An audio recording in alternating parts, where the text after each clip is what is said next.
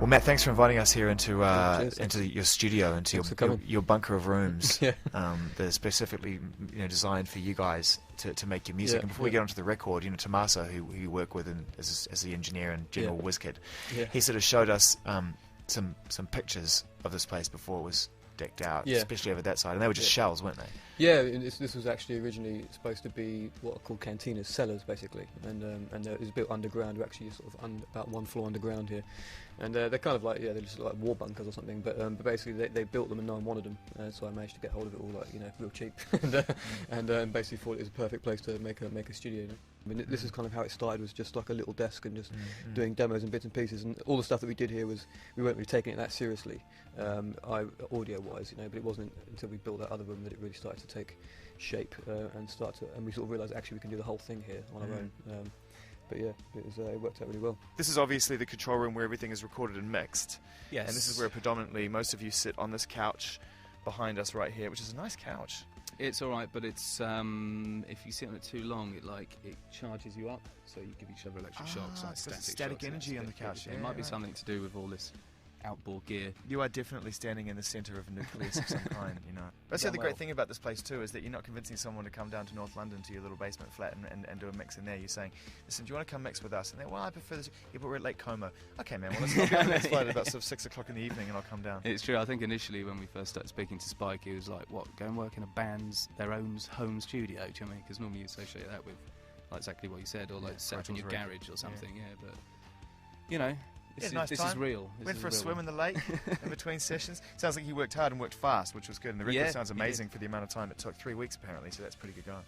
Mm. So this is a comfortable room, nicely air conditioned. Yeah, and that's all the crazy synth world over there, which features on most of the songs. You have Yeah. the Buchla on the left, which is a very temperamental piece that doesn't really like to work with rock bands. It's Do you really get sort of lost in thick. that world, or you leave that up to Matt pretty much? No, I get lost in that all the time. He normally leaves it up to me. Wow, that's your thing. Yeah. Well, I suppose it makes sense. It's very percussive sound, isn't it? A lot of the stuff that features on the record. So For sure, yeah. I mean, he'll do a lot of programming that goes, from the computer, and then we spend hours losing our minds with that kind of stuff. you should just try plugins. You can get them on the computer. They're great. Yeah, that's too easy though, isn't it? That's what they say. Any particular reason why you painted it burgundy and a kind of sort of duck blue grey? No. Moving on. It's nice. It's soothing.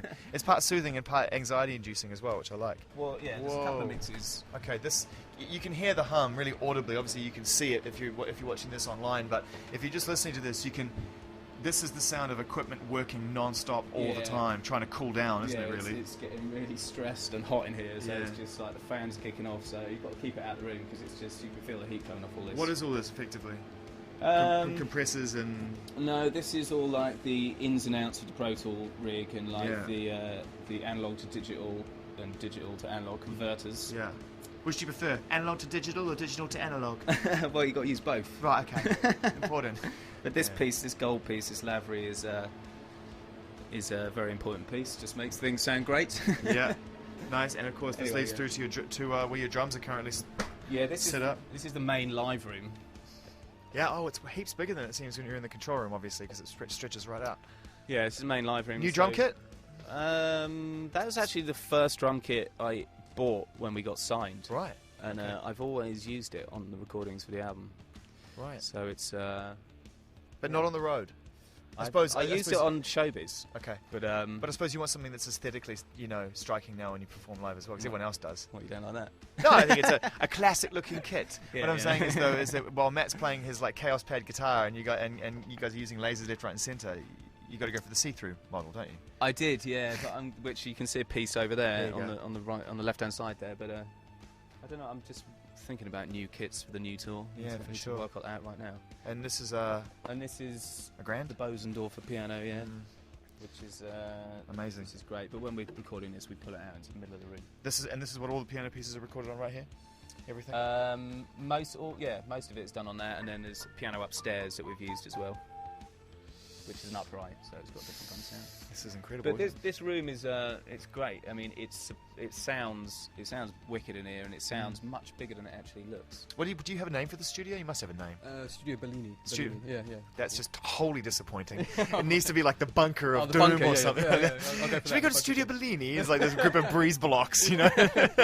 I'm looking forward to seeing the cave after that. How many guitars do you have stored here? Do you reckon? I don't know. I'll have to count them. 1, 2, 3, 4. So this is just kind of it with a few stacked Yeah, around. they're my main ones that I've been recording with. Yeah. Yeah.